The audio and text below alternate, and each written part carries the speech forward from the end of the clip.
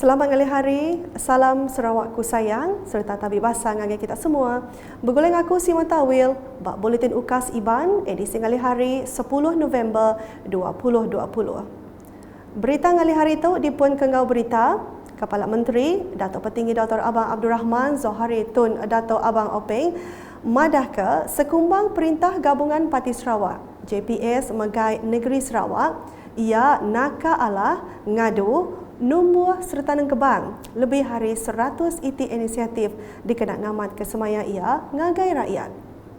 Ia madah tajapan petapik ngau pengelekai pandemik COVID-19 kelimpah hari bisik penanggul dibukai inisiatifnya semampai dekat bisik serta dikemerat ke dikenak nentu ke pengelantang Sarawak Dudi Ari Ila.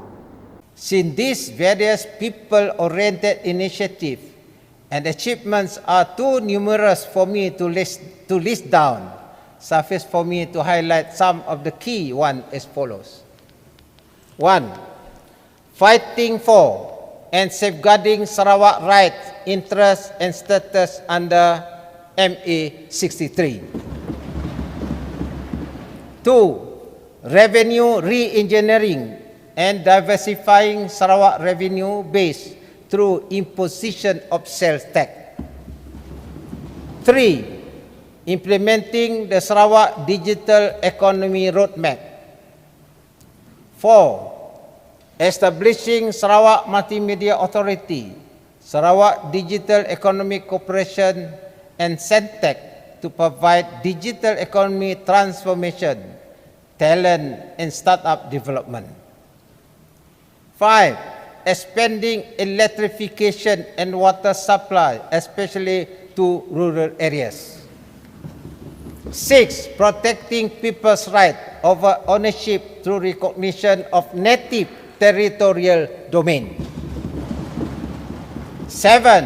Establishing the Sarawak TV to introduce and promote Sarawak nationwide.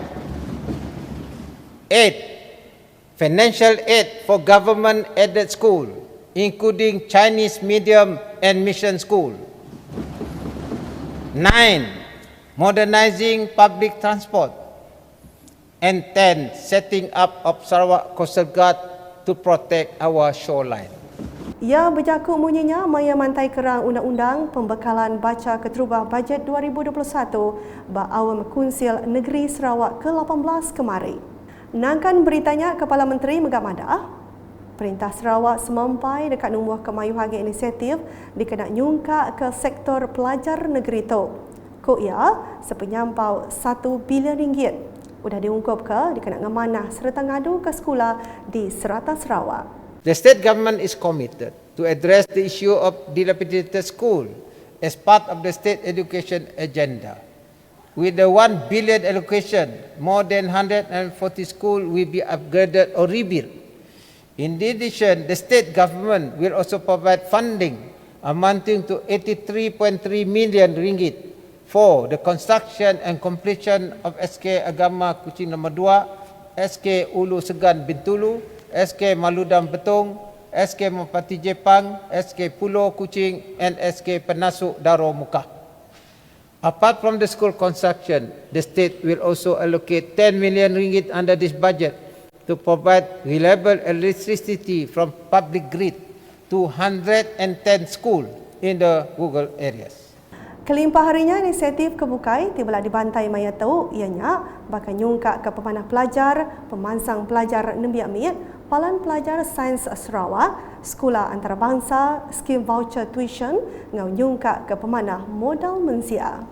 Nambah ke jaku ia maya tahu Kepala Menteri bisik madah ke sepenyampau 85.275 juta ringgit bak bajet 2021 diungkup ke dikenak majak ke pengawal perintah negeri ngagak projek mekal air bersih di menua pesisir.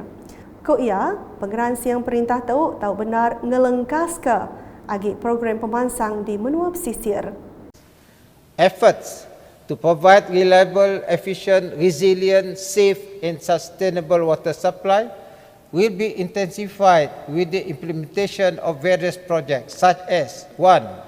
Pipeline for Darul Hana project, 2. Upgrading of Berawan water treatment plant, 3. High level tank at Balai Ruai, Saratok, 4. Long Lama Water Supply Phase 3. And 5. Suai Water Treatment Plant Raw Water Intake.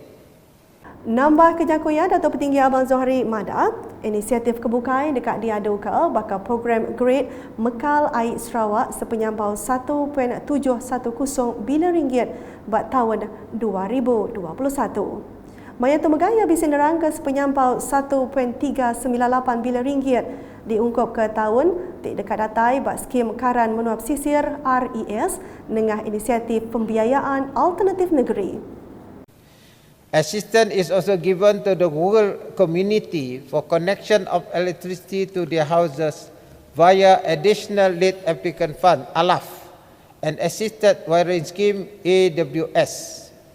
As I have announced last year in my budget speech, the urban household will also be assisted for connection of electricity to their houses via Connection Charges Government Financial Assistance (CCGFA).